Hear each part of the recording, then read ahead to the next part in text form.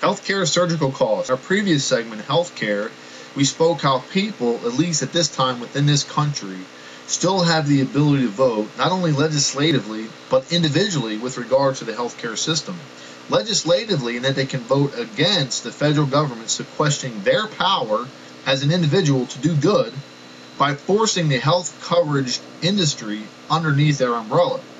And individually by not even participating in the health coverage industry to begin with. And that's what we're going to focus on here.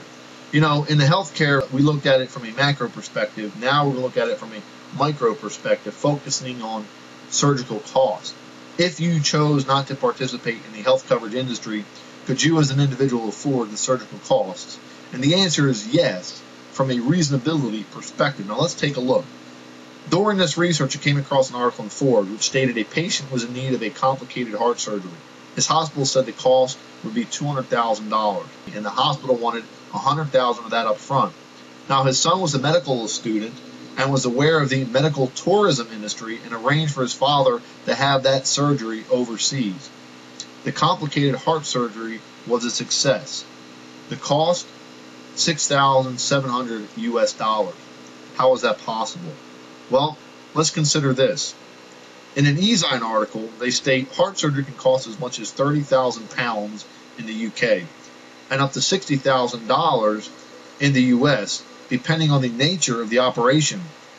In India, however, in India's best hospitals, it could cost between $3,000 US and $10,000 US for the same surgery. Again, how can that be? Well, let's look at it. Let's see if we can't, using the common sense that we have, come up with a number which seems reasonable. And I believe we can, and I believe we can do it without impacting very little the wages and salaries of those who participate in the healthcare industry. So let's consider this. What do we need for surgery?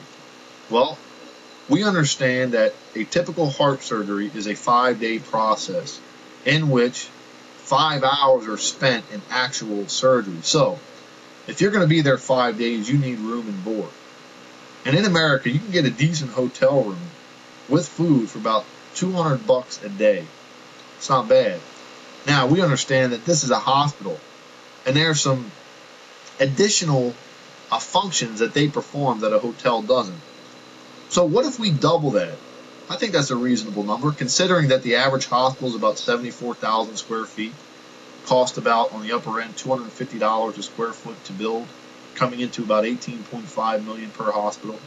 All right, and if you mortgage that over 30 years, and you are paying $400 a day per patient, seeing as that there's over 690,000 heart surgeries performed each year, when you tally those numbers up, you see you can support quite a few hospitals mortgaging $18.5 million over 30 years in lieu of their other expenses such as electrical and maintenance fees and so forth.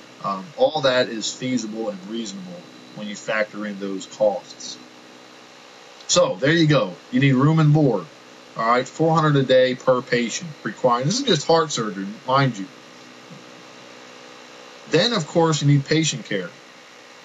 Well, the average nurse earns about $50,000 a year, varying based upon their skill set. Now, in this scenario, we're going to say the patient needs 2 nurses 24 hours a day.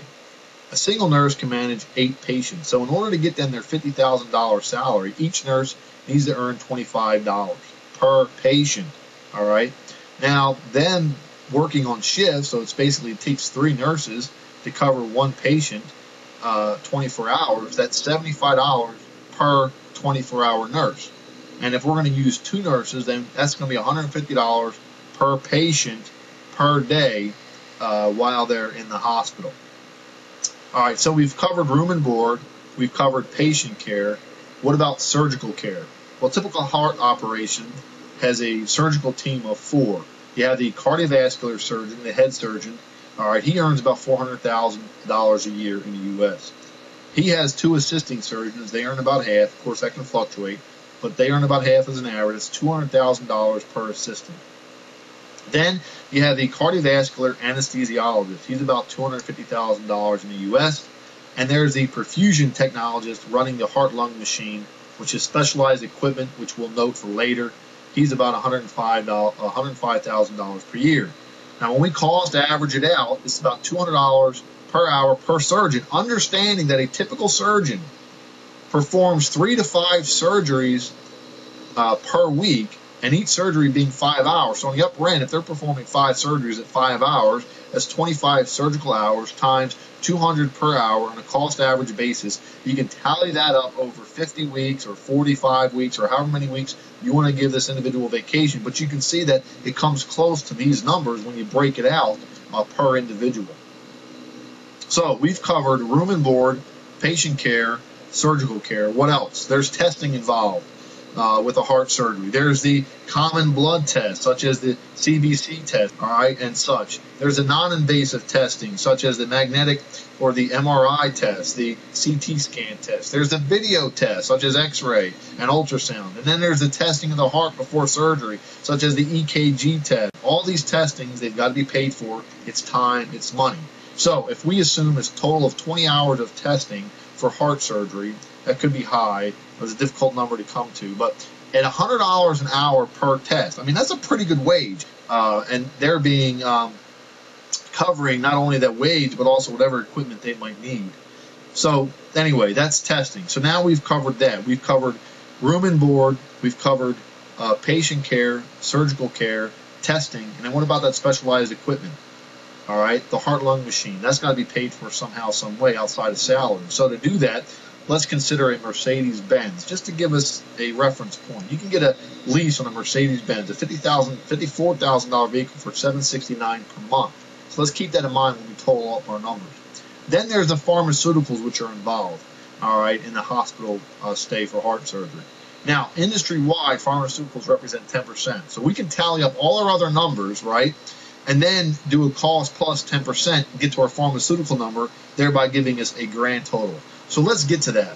At a 5-day stay for an average heart surgery in a hospital, of which 5 hours performed in actual surgery, realizing that each surgical team performs 3 to 5 of these surgeries per week, knowing that a typical hospital is 74,000 square feet, on the upper end of $250 a square foot to build, coming out to a mortgage of about $18.5 million, managing it over 30 years at $400 per night, covers the cost of running that hospital just from a building perspective.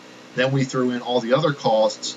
All right, so that came out to $400 a day for the building costs. At a 5-day stay is a grand total of cost per patient of $2,000 for room and board. And as such, as being a hospital, we understand that there's some additional administration needs. So we're going to say $500 per patient, okay, and administration needs. And then there's the medical equipment lease, as we've mentioned, and we're going to add $500 for medical equipment lease. There's $2,000 worth of tests, there's $750 worth of nurse care, and there's $4,000 worth of surgical care. We add all those up, plus a 10% cost for pharmaceuticals, coming to $1,050 in pharmaceutical needs, roundabout there, coming to a grand total for an average heart surgery, 5-day stay in the hospital of $10,800.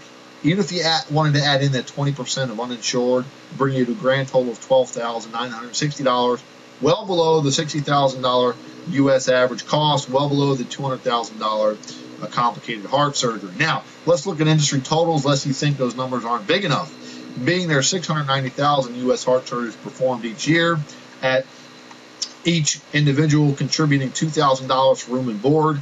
That makes room and board grand total for heart surgical hospitals of $1.3 billion a year. Not bad just for heart surgeries. Administration fees of $500 comes out to an annual $347 million a year just in administration costs. Then there's the pharmaceuticals of $1,050 per patient per heart surgery, coming out to a total of $728 million a year for the pharmaceutical companies just for heart surgeries. Then there's the medical equipment lease cost of $500 per patient, coming up to $347 million per year. That's a pretty big industry when you understand that a heart-lung machine runs about $15,000 to $20,000. Not bad. Then there's the nursing care, coming out to $750 per patient per heart surgery is $520 million in nursing care per year. And then there's the surgeons, grand totaling $4,000 per surgery, $2.7 billion in surgical care per year just for heart surgery. Wrapping up, we know industry coverage for a family is about $10,000 to $12,000 per year. For the individual, about $4,700 per year. That means the individual spends about $390 per month for health coverage. So from a reasonability perspective, it makes more sense for them to retain that wealth and power to themselves and turning it over to an institution. From a feasibility perspective, it still makes more sense, though temporarily we may have to partner with other individuals privately until the cost of health care resumes normal levels. But know this, we are all moving towards Judgment Day, the day of wrath. So I encourage you to accept God's justice system today. Christ crucified and shed blood for you, believing unto righteousness, thereby escaping that and entering eternal life. Choose wisely and choose today. God bless.